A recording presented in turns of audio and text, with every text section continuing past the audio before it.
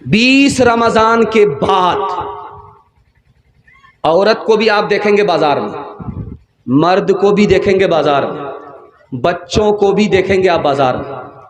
किसके लिए? कपड़ा खरीदने के लिए।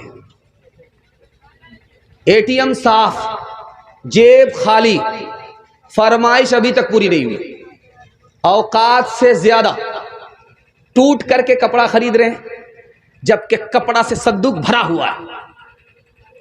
बच्चे का कपड़ा अलग, बीवी का कपड़ा अलग। क्या बोलेंगे? ये बच्चे मानते नहीं है।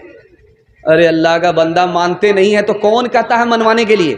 जेब को देख करके ना कपड़ा खरीदेंगे आप, दूसरे को देख करके कपड़ा खरीदेंगे? आपका तो सब कुछ निकल जाएगा। हम कपड़ा खरीद रहे हैं क्यों? दूसरे को दिखाने के लिए। हम कपड़ा खरीद रहे हैं दूसरे को देख करके, अपनी जेब देख ही नहीं रहे।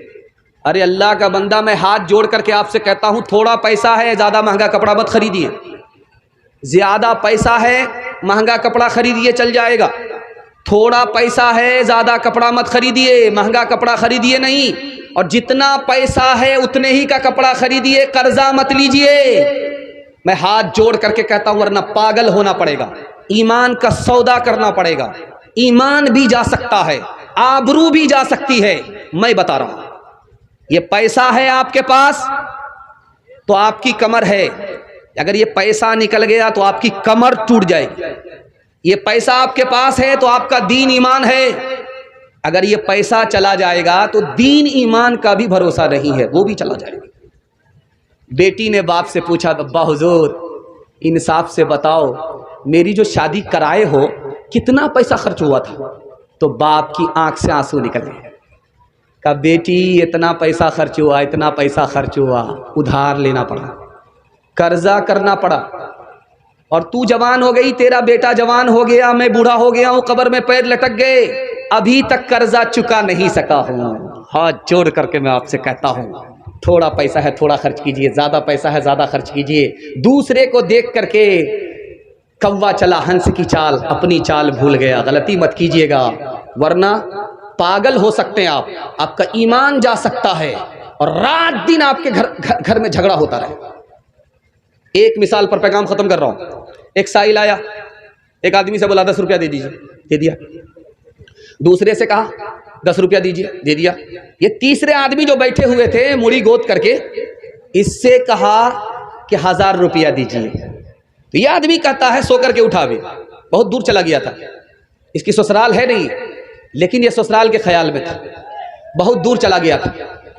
इसको मैंने जगाया तो साइल ने इससे कहा कि हमको 500 रुपया दीजिए, इससे 10 रुपया, इससे 10 रुपया और इससे 500 रुपया। तो ये आदमी पूछता है, यार हमसे 500 रुपये क्यों मांग रहे हो? इससे तो 10 रुपया लिया है, इससे 10 रुपया लिया है, हमसे 500 रुपये क्यों मांग रहे हो?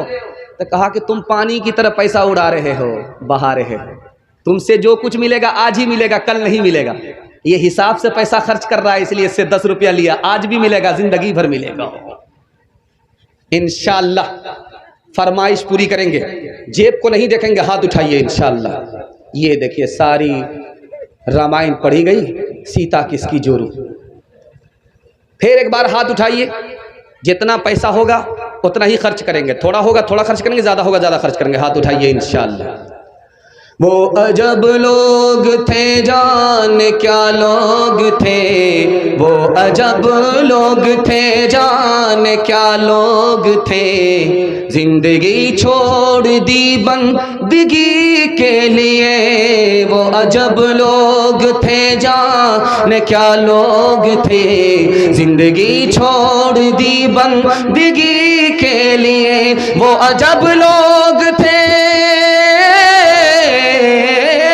वो अजब लोग थे, जाने क्या लोग थे, जिंदगी छोड़ दी बंदगी के लिए।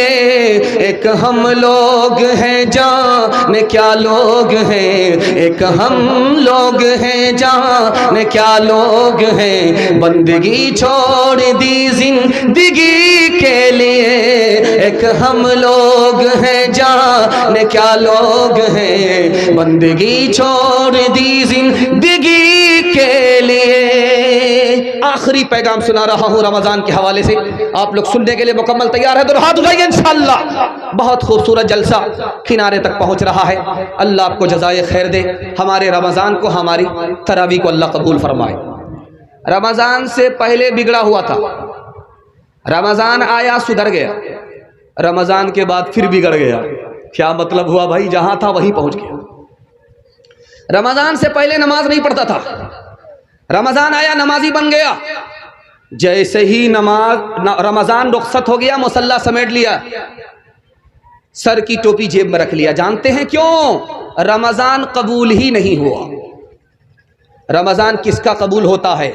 जो हालत पहले थी उससे बेहतर हो जाए। नमाज पढ़ रहा था, बार बार नमाज पढ़ने की तौफीक मिले, इसका मतलब साफ है तौफीक खत्म हो गई, हालत वही है, इसका मतलब है रमज़ान कबूल नहीं हुआ।